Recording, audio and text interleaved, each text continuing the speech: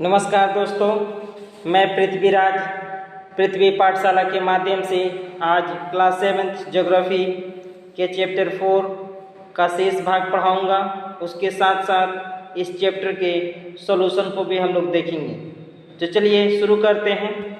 हम लोगों ने पवन एवं उसके 3 प्रकारों को देखा था। इसके बाद हम बात करते हैं चक्रवात की। भारत के पूर्वी समुद्री तट पर स्थित ओडिशा में बंगाल की खाड़ी से उठने वाले चक्रवातों का खतरा बना रहता है। 17 से 18 अक्टूबर 1999 को राज्य के 5 जिलों में चक्रवात आया। 19 अक्टूबर 1999 को एक अन्य महाचक्रवात आया जिसने राज्य के एक बड़े भाग में तबाही मचाई। मुख्यतः पवन का वेग, वर्षा तथा ज्वारीय प्रोत्कर्ष से हानियां हुई। 260 किलोमीटर प्रति घंटे तक के वेग से चलने वाली पवनें 36 घंटे से भी ज़्यादा समय तक चलती रही।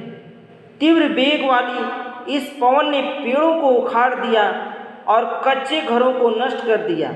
अनेक औद्योगिक भवनों तथा अन्य घरों की छतें भी उड़ा गई। विद्युत आपूर्ति एवं टेलीफोन लाइनें पूरी तरह से कट गई। चक्रवात के फलस्वरूप लगातार 3 दिनों तक भारी वर्षा होती रही। इस वर्षा के कारण उड़ीसा की प्रमुख नदियों में बाढ़ आ गई। चक्रवाती पवनों के कारण उठी ज्वारीय तरंगें स्थल पर 20 किलोमीटर तक आ गई और फलस्वरूप तटीय क्षेत्रों में भयानक तबाही हुई। अचानक 7 से 10 मीटर ऊंची ज्वारीय तरंगें आ गई, जिसके कारण तैयार खड़ी धान की फसलें पूरी तरह से नष्ट हो गई। ये बात हम कर रहे थे चक्रवात के द्वारा विनाश की, जो उड़ीसा में 1999 में आई हुई थी। इसे एक नज़र पढ़ लेंगे। चक्रवात से किस प्रकार की तबाहियाँ होती हैं, इस तरह के प्रश्न पूछ दिए जाते हैं, इन्हें आप ध्यान में रखेंगे। 25 अक्टूबर 1999 को पूर्वी पोर्ट ब्लेयर के निकट थाईलैंड की खाड़ी में अवदाब के कारण यह चक्रवात उत्पन्न हुई और धीरे धीरे उत्तर पश्चिम दिशा में बढ़ा। गहन होकर इसने महाचक्रवात का रूप धारण कर लिया और 29 अक्टूबर की सुबह 10:30 बजे उड़ीसा के इरेसामा बालीकुंडा के बीच के क्षेत्र को प्रभावित किया। इस महाचक्रवात ने भुवनेश्वर, कटक और 28 नगर सहित उड़ीसा के पूरे तट को बर्बाद कर दिया। इससे लगभग 130 लाख लोग प्रभावित हुए। बहुत बड़ी संख्या में पशुओं की मौत हो गई। धान, सब्जियां, फलों की खड़ी फसलों का भारी नुकसान हुआ। ज्वारीय प्रोत्कर्ष से उत्पन्न हुई लवणता के कारण कृषि योग्य विशाल भू क्षेत्र अनुपजाऊ हो गए। साल, सागवान एवं बांस के बागान वाले विशाल भू क्षेत्र नष्ट हो गए। पारादीप एवं कोणार्क के बीच स्थित मैंग्रोव के जंगल लुप्त ही हो गए। आर्द्रता। जब जल पृथ्वी के विभिन्न जलाशयों से वाष्पित होता है तो यह जलवाष्प बन जाता है। वायु में किसी भी समय जलवाष्प की मात्रा को आर्द्रता कहते हैं। जब वायु में जलवाष्प की मात्रा अत्यधिक होती है तो उसे हम आर्द्र दिन कहते हैं। जैसे जैसे वायु गर्म होती जाती है, इसकी जलवाष्प धारण करने की क्षमता बढ़ती जाती है और इस प्रकार यह अधिक आर्द्र हो जाती है। आर्द्र दिन में कपड़े सुखाने में काफ़ी समय लगता है। यह हमारे शरीर से पसीना आसानी से नहीं सूखता और हम असहज महसूस करते हैं। जब जलवाष्प ऊपर उठता है तो यह ठंडा होना शुरू हो जाता है। जलवाष्प संघनित होकर ठंडा होकर जल की बूंदें बनाते हैं और बादल इन्हीं जल बूंदों का ही एक समूह होता है। जब जल की ये बूंदें इतनी भारी हो जाती है कि वायु में तैर न सके, तब यह वर्षण के रूप में नीचे आ जाती हैं।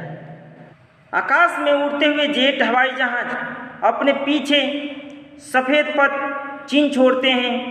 इनके इंजनों से निकली नमी संघनित हो जाती हैं। वायु के गतिमान न रहने की स्थिति में यह संघनित नमी कुछ देर तक पथ के रूप में दिखाई देती है।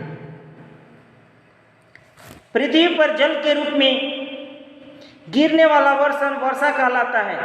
ज़्यादातर भौम जल वर्षा जल से ही प्राप्त होता है। भौम जल का मतलब भूमि के अंदर जो जल होता है उसे हम भौम जल कहते हैं। पौधे जल संरक्षण में मदद करते हैं। जब पहाड़ी पर्वतों से पेड़ काटे जाते हैं, वर्षा जल अनावृत पहाड़ों से नीचे बहता है एवं निचले इलाकों में बाढ़ का कारण बनता है। क्रिया विधि के आधार पर वर्षा के 3 प्रकार होते हैं। ये प्रश्न पूछा है, आप उसे देखेंगे। संवहनीय वर्षा, पर्वतीय वर्षा एवं चक्रवाती वर्षा। इसको फिगर से दिखलाया भी गया है। ये हमारे चक्रवाती वर्षा है। दूसरा ये पर्वतीय वर्षा है। तीसरा संवहनीय वर्षा। पौधे तथा जीव जंतुओं के जीवित रहने के लिए वर्षा बहुत महत्वपूर्ण है। इससे धरातल को ताज़ा जल प्राप्त होता है। यदि वर्षा कम हो तो जल की कमी तथा सूखा हो जाता है। इसके विपरीत अगर वर्षा अधिक होती है तो बाढ़ आ जाती है। वर्षण के दूसरे रूप हिम, सहिम वृष्टि तथा ओला है। आगे हम इसके सॉल्यूशन की चर्चा कर लेते हैं। देखते हैं, पहला प्रश्न है वायुमंडल क्या है। उत्तर लिखेंगे, हमारी पृथ्वी चारों ओर से वायु की बनी चादर से घिरी हुई है, जिसे वायुमंडल कहते हैं। पृथ्वी पर सभी जीव जंतु जीवित रहने के लिए वायुमंडल पर निर्भर रहते हैं। दूसरा प्रश्न है वायुमंडल का अधिकतर भाग किन 2 गैसों से बना है। उत्तर लिखेंगे, वायुमंडल में सबसे अधिक पाई जाने वाली 2 गैसें हैं। पहला नाइट्रोजन 78%, दूसरा ऑक्सीजन 21%। तीसरा प्रश्न है वायुमंडल में कौन सी गैस हरित गृह प्रभाव पैदा करती है। ये बहुत सारे एग्जामों में, बीपीएससी के एग्जामों में इसे सवाल पूछा है, इसे याद रखेंगे। वायुमंडल में कार्बन डाइऑक्साइड, क्लोरोफ्लोरो कार्बन और कार्बन मोनोऑक्साइड गैस हरित गृह प्रभाव पैदा करती है। नेक्स्ट, मौसम किसे कहते हैं। उत्तर लिखेंगे, किसी निश्चित स्थान पर निश्चित समय में पाई जाने वाली वायुमंडलीय दशाओं को मौसम कहते हैं। अगला प्रश्न है वर्षा के 3 प्रकार लिखें। अभी हम लोगों ने ऊपर पढ़ा। वर्षा के 3 प्रकार निम्नलिखित हैं। पहला संवहनीय वर्षा, दूसरा चक्रवातीय वर्षा, तीसरा पर्वतकृत वर्षा। नेक्स्ट क्वेश्चन है वायुदाब क्या है। उत्तर लिखेंगे, पृथ्वी की सतह पर वायु के भार द्वारा लगाया गया दाब वायुदाब कहलाता है। नेक्स्ट, दूसरा प्रश्न है सही उत्तर चिन्हित कीजिए।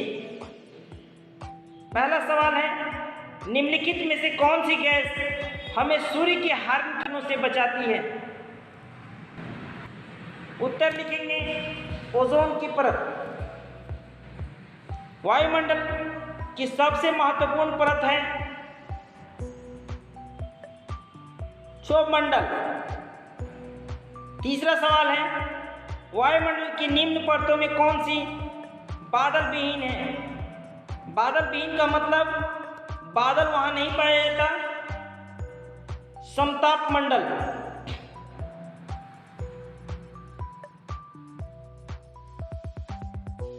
चौथा प्रश्न है,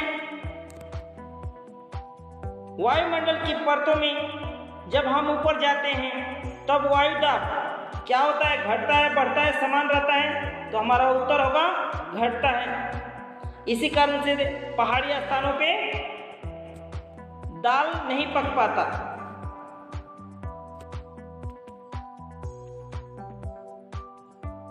अगला क्वेश्चन है, जब वृष्टि तरल रूप में पृथ्वी पर आती है तो उसे हम कहते हैं तरल रूप का बात करता है,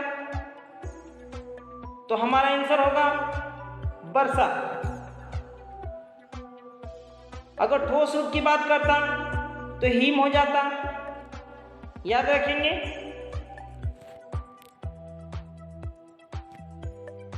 नेक्स्ट क्वेश्चन है, निम्नलिखित स्तंभों को मिलाकर सही जोड़े बनाएं। पहला है व्यापारिक पौने, तो व्यापारिक पौने उत्तर लिखेंगे अस्थाई पौने। दूसरा है लूह, लूह कैसा है, तो आप लिखेंगे यह स्थानीय पवन है। मानसून, मौसमी पौने, पवन,